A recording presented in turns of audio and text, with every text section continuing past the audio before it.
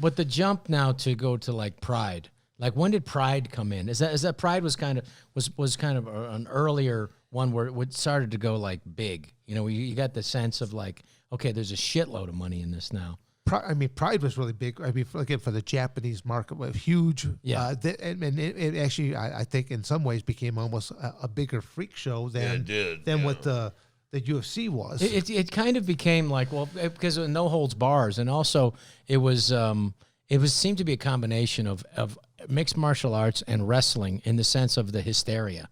Yeah. You know, like just the maddening screaming. Well, I think if you could take some of the charisma. Yeah. Of professional wrestling. Again, we're talking about a couple different things. There's amateur wrestling backgrounds that we're sharing. And actually, we talked a little bit before we start rolling. You were saying that I kind of look like a wrestling coach. Yeah, you do. Bingo. Yeah. So, but that's what a lot of our pedigrees are as well. That's our background. But it's the grappling portion is huge. You can actually take a guy that has a very high skill level. They're pretty good about not getting hit. Yeah. And if you can get to that takedown or get to that clinch or get them jammed up against that cage wall, you've neutralized 90+% of most stand-up capabilities. Right. Most stand-up strikers, they need an amount of space to throw that punch, that kick, that spinning back fist, that spinning back elbow, knees, elbows, they need space. But the moment that you're clinched, taken down, I used to always say that I was just a wrestler, and I basically just would do those three elements. And that was really the premise I went out there with, and it served me quite well. But now that the sport has been around long enough, the sport not only has evolved, but all of the athletes have evolved with it. Now, today, you've got, Don was probably one of the most complete competitors in the Ultimate Fight Champions because he had a boxing background. Probably. Don had this special quality to be able to wrestle and also go toe to toe with you, and also break an opponent's hand by ducking his head. Yeah, literally. Literally, spot on. I mean, literally, like I saw when he went down there, and then the guy didn't hit him again in the head because his hand was done at that point. So Don had a special, like he just knew. You know, there was a fighter has to. And they say, you know. In boxing, they got to sacrifice the body. You got to step in, you know. And Don was that guy. He was just like, he was not going to back away. Well, Rob, to take you back to some of my coaching days at Arizona State, as an assistant coach, I went out with the wrestlers at a few of the different establishments that they would go to partake of some beverages and things of that nature. Well, if there was some altercations, as they're heading outside, I was following right along there with them. Following right along with them, and now they're looking at me because it'd be Don. That would be, you know, that's going to be in the middle of all this, and they're like, and they're looking. I was picked on them. Okay, you know. now they're looking at me and they're like, "Oh, you're not going to be jumping in." I go, "Oh no. Trust me, I'm not going to jump in on this. I'm just here to make certain that y'all ain't going to be jumping in there." I go, "He's good to go. I feel sorry for the sorry son of a bitch who's going to go up against him right now." I know. Well, that's what happens. You know, the thing that was amazing with Don is that, you know, when any great fighters, there's a piece about them, you know, because they have a confidence to them. And there isn't like, they don't have to prove anything. It's the people that have to prove something. These are the assholes that try to jump on you. And I was with Don with some guy who literally jumped on his back and just like, what can you do? And Don was very graceful. It was at a bar or restaurant. Bar or restaurant, and he said he didn't want to destroy the guy and break his face because he was with me and didn't want to ruin the movie, didn't want to get in the nursepaper or whatever, you know, because we had to shoot the next day. But like it was that kind of gracefulness about it, and also he's very kind about that to not destroy this guy who jumped on your back. I don't know that guy you're talking about. I'm sure he, you know, we're shooting a movie and we had a great time on it. But Don was a terrific actor too, as well. It was able to I really appreciate that because Don was able to settle down in a scene, knew what the scene was about, and able to do the scene and to do it in a way that wasn't about, you know, what he could showcase for what the best thing that was for the scene. And it was great to have that. He didn't have to, you know, explain anything. He understood it was the difference between comedy and drama. And all comedy is drama just turned up sillier. And it was funny. You could just see it in his eyes, you know. And it was fun to do, and it was a a difficult shoot because we were up there in a real prison. In a real prison. It was a women's penitentiary. That was an active women's penitentiary. The problem was there's just not enough women felons to really fill it out. California was disappointed that they didn't, you know, they made a prison for women felons. It just wasn't enough violent women. They're just not getting caught. Yeah, they're out there, Rob. I got a phone book full. It's called his black book, but that's a different story. So we just had a great time. My best compliment I got on that whole movie was Don's looking at me while we were doing this shower scene, basically naked in the shower. He said, "Hey, what kind of steroids are you on?" And I went, "All right, he thinks I'm taking steroids." "What are you taking?" I said, "Oh, fuck yeah, that's a good compliment." We had a good time. You're scary in the shower. We had a good time though, and it was fun. You know, getting to make a movie, it's really a rarity because it's the hardest thing in all show business to do. Okay. Well, we had Bob Sapp, and Bob was fantastic. Yeah, he was great. Bob was just silly. You know, he's 380 pounds of muscle and silly. Yeah, I remember the stunt coordinator, Gary Gercio, great guy. He said to me, there was a scene where I'm supposed to be jumping on Bob Sapp, and he said, "Listen to me, here's the deal. Bob Sapp's about 340. And he said, if he falls on you, movie's over." So that's it. So do you really want to do that? And I said, well, what else can we do? And so, but we had a good time. You try to make a movie and do the best you can with it. That title was originally, we couldn't make that movie again today. No. That movie was originally called Unrapeable. And it's about a guy Originally, that's what it was called? Yeah, I thought Unrapeable. you're going to say Blazing Saddles too. Yeah. So make that. It's about a little guy who's a criminal. He's going to go to prison and is afraid what could happen to a little guy in prison. And so he hires the master to train him to defend himself in there. And it's just a fun movie that you couldn't make today. You know, it's one of those things like you couldn't make Blazing Saddles today. No. You couldn't make this. No, there's a lot of movies that would be frowned upon. Yes. Yeah, but one of the things I really took with me was like you just hope that there's somebody who's a real fighter who can act and that can bring some gravitas to it and have some humor to it. And Bob did it, yeah. And you did. You were terrific, you know. And it's like I'm always looking for something for Don. You know, we're doing this little movie. We gotta have you do something in it, a new one. I just hid behind you the whole time. I was just eye candy. You did all the work. No, you did great. It was a blast. Rob, how long have you been in the movies, though? I mean, well, how long have you been in that industry? I didn't know anybody in the business, and I just, but I wanted to do it, you know. And there's a certain thing about like you don't realize when you're a young man. It's like just if you love something, you want to do it. That excitement is what can create something. That's just the way I'm positive how like the universe works in creativity.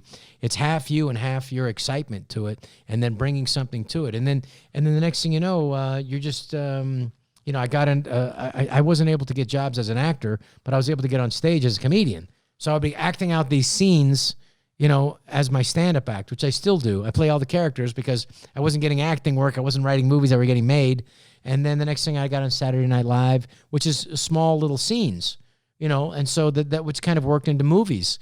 And it was just I didn't have any career guidance or any career plan, and I think my career has proved that. I have no plan. How old were you when you knew you wanted to be an actor? Well, I mean, I kind of knew it like 13, 14. I saw George Carlin perform, and I would I laughed my ass off. And how can this guy be this funny? I didn't realize it's years and years and years and years and years. But it takes us a Saturday while. Night Live was actually what I think. When I was in my 20s when I got on Saturday Night Live. That was another because I was doing stand up, and Robin Williams got discovered in San Francisco, and then they said this guy was so talented. They started looking for other guys, and then Dana Carvey was another guy, super talented, super funny, very lovely, humble guy, and with a gigantic talent. And then they said, well, after him, they started looking for a new guy, and then I was the other guy that they picked. Not as talented as those guys. You were known as the Rob Band. The Robineister. Well, you never know what's going to hit. The Robineister using the copy machine. That's right. Yes. Yeah, you nailed it. You nailed it. Those guys. Couple of guys showed me that just before he got here, and I thought, oh my God, somehow I've got to work that in because that was fantastic. That was fantastic. You never know what's gonna like. America just wants to laugh and looking for something funny, exactly, and to something to do, and like for radio guys in the morning. They go, "Good morning, all right, the Stevenator, all right, Frye-orama." Do people still Donster hit you with that quite a Not bit? as much. It was like, God, that's 28 years ago now. Yeah, but still, it was very it- comical. It's timeless. It was It comical. had like it just hit the pop culture. It was great though, Rob. was a- You did it great. You know, you like Midas. You got the Midas touch, man. Was that your idea? Or- Yeah, that was, what happened was I was in the writer's room, and what happened was because they had so many people, that was one of the casts where there's too many people on the cast, like the scrawl in the beginning where they introduced the cast seemed to be longer than the actual show. And Dana Carvey, and Phil Hartman, and Al Franken, and Adam Sandler, and Dana Carvey, and Rob Schneider. It was very long. So they had so many writers, the performer writers, that they kept dividing up the offices into half an office. And I had the heater and cooler, and I'm claustrophobic because I have two older brothers. And then getting smothered my whole childhood. So then they had me in this tiny little office, and then I hated it. So I got out of there, and then I would just sit out in the writer's room, and people would walk by all day. And I just noticed you couldn't be as excited the 10th time when you see somebody. Hey, Kevin, all right, Kevinator. Kevin, going to the bathroom, So and it was a very simple idea, and I think the simplest ones are the ones that they kind of get across. But it's been fun. I honestly, I'm still shocked that I've been doing this for 30 years. I can't believe it. You just, the next thing you know, I didn't have people punching me in the face. Critics. You look like it. I know, I do feel. I've been married a few times too. Financially punched in the balls a few Holy times. shit. No kidding. But the main thing is just, if you're going to keep doing it, you got to love it. You got to have fun with it and to rediscover what it is you love about it. Because if you're not excited about it, it does go away. No, I totally agree. And you could, I could hear it in your voice that you really enjoyed what you're doing. And you said you got a new project that you're working on. Yeah, now, with and my daughter, which is I still can't believe it's happening. We got to work on the script a little bit more, but it's Which just, daughter though? my daughter Miranda, who goes. She's what, 6 or 7? She's 8. Wow. And she's just discovering that people know me for another reason than just they know me. that'd be like third grade, Second grade. Okay, all right. Just turned 8, yeah, and it's fun. It's going to be a nice little movie. It's about a dad who's kind of a losery guy with the dreamer, and it's never quite worked out for him. And his daughter's embarrassed that they're not going anywhere, and everybody else is for spring break. And so she lies and says she's going to go to all these places, and the dad says, "I'm going to make it happen for you," and they don't have any money. So they sneak into places and stuff like that. Teaching the young all the tricks of the trade. I lived Okay. that. Yeah. I lived that story. No, really, my son, I went to his, third grade teacher conference, and lady says, Mr. Moreno, your life is so exciting. Doing whitewater raft. So he'd been feeding her that we've been all over the place, and she keeps bugging me about all this stuff. I'm like, let's talk about his grades and stuff. And finally, I told her, I'm like, he has something to tell you.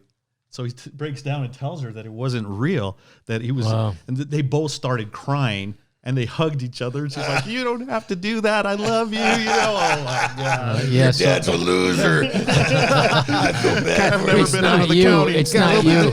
Intervention here, huh? It's not you. It's your dad. So we're just trying to, and to get some laughs. Because right now, I think we really have an era of it's not that I would say things are uglier than ever. It's always the potential of the ugliness is always there if you look for it, but it's just never been more obvious in society, the ugliness and the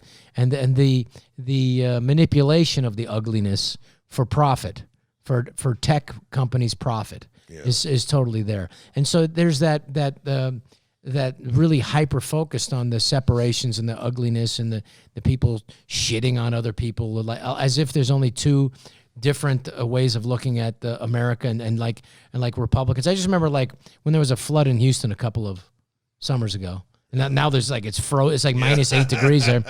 It's like the Arctic. Global warming right there. Yeah. So I remember when there was a flood in Houston, I would tell this to people. I said, when the firemen, thank you for your service. When the firemen were going around and people saving other people in boats, on the roofs, they weren't saying, "Are you a Republican or a Democrat?" Okay, the Democrats, you can get in the boat. Republicans, no. It's like, no, you save your neighbor. It's Exactly. so that this whole hyper, this is kind of like the ultimate fighting between like as if there's only two groups of Americans and they're so disparate and they have a lot more in common than they have separately. So it's just a manipulation, and people will hopefully wake up to it that all of us are being used for Twitter's profits, for Google's profits, and for Facebook's profits. And I hope people wake up to it. I have to go see a man about a horse. Get on that. I gotta manipulate something. You go manipulate that and come right back. We'll talk about you when you're gone. Yeah, we'll talk about his back. We can edit this out. I guarantee. Is he going to come back or no? Oh no, Don'll be back. Yeah, he'll be back. Good. He just, like I said, he's got to take care of things. Where he's at that age now that you just can't.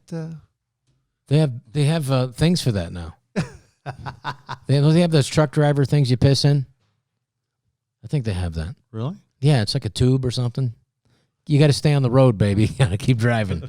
Yeah, you got to deliver that at those Amazon stuff, whatever it takes. Trust me, I've known a lot of truck drivers that they don't stop too often. I remember that. I remember that female astronaut who was trying to kill the lover of the wife of her lover. She had like adult diapers on. She's like, I'm gonna kill that bitch. I'm not taking any time. She was like, stalking the woman. You got to look it up.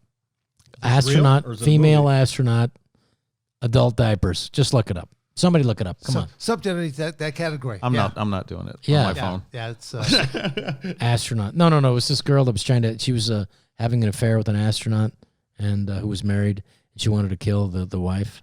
Yeah. I think these great stories. That's a good one. Astronaut, adult diaper, woman, Sorry. I digress. We'll wait for Don to